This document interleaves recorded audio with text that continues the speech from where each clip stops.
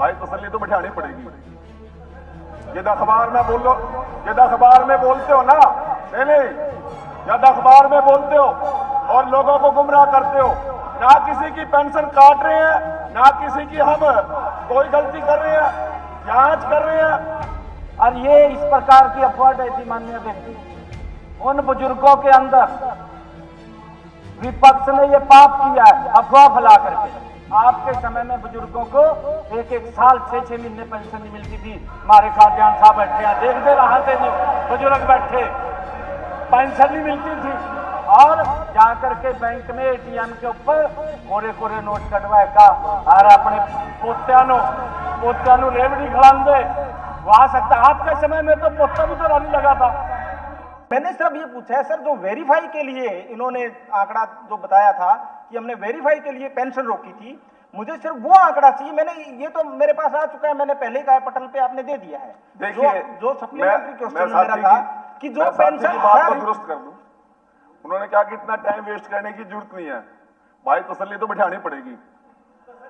जब अखबार में बोलो, जब अखबार में बोलते हो ना, नहीं, जब अखबार में बोलते हो और लोगों को गुमराह करते हो, अखबार में बोल के लोगों को गुमराह करते हो, तो सच्चाई बतानी पड़ेगी और सच्चाई सुनने के लिए तैयार भी रहना चाहिए।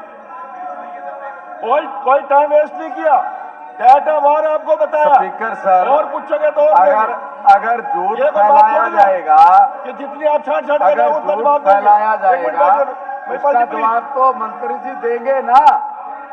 झूठ फैलाया जाएगा तो मंत्री तो अखबार में बोलना बड़ा आसान है। हमने पहले दिन कहा था ना किसी की पेंशन काट रहे हैं, ना किसी की हम कोई गलती कर रहे हैं, जांच कर रहे हैं। और सुनो, ठीक है, वो सरकार की प्रक्रिया है, डिपार्टमेंट की प्रक्रिया है वेरिफिकेशन की। ठीक है, सरकार की जिम्मेवारी जांच करना है, जांच आगे भी करेंगे। कोई आपके दबाव में जांच थोड़ी रोक देंगे हम। यदि हमें वहां हमारे पास शिकायत आएगी, कोई सीएम विंडो आएगी, दोबारा भी जांच करेंगे, लगातार जांच करेंगे। ठीक है मंत्री। परंतु जो वृद्धावस्था का सम्मान पेंशन का, जो वृद्धों की सम्मान का ठेका आप लड़का आपको ठेका नहीं देंगे, वो वृद्ध हमारे भी है, केवल आपके नहीं है, हमारा बुजुर्ग है वो। चलिए, किसी को आपको कोई। ठीक है, नेक्स्ट श्री सतपाल जांबा जी। एक मिनट मुख्यमंत्री, एक मिनट मान्य देखिए जी, एक मिनट जी मुख्यमंत्री। मान्य अध्यक्ष जी, मैंने एक बार मुख्यमंत्री एक मिनट, मुख्यमंत्री की बात कर रहे हैं। मैंने एक स्टेटमेंट भी दिया था, मैंने किसी मंच के ऊपर कहा था कि बुजुर्ग हमारे पिता समान हैं। ये भारतीय जनता पार्टी है माननीय अध्यक्ष जी, जिसने बुजुर्गों का इतना सम्मान करने का काम कर रही है।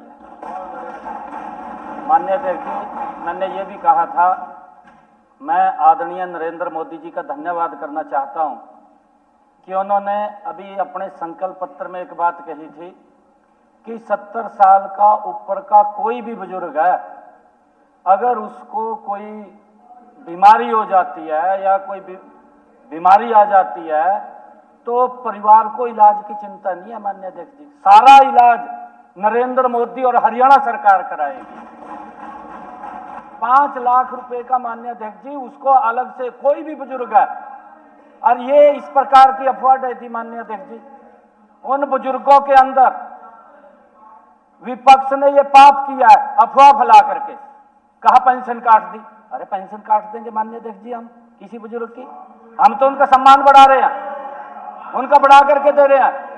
इस पर देखिए माननीय अध्यक्ष जी, माननीय मंत्री जी ने जो जवाब दिया है, मंत्री जी ने ये कहा है कि अगर कोई शिकायत आती है, ये सरकार की जिम्मेवारी है उसको वेरीफाई करना हमारी जिम्मेवारी है।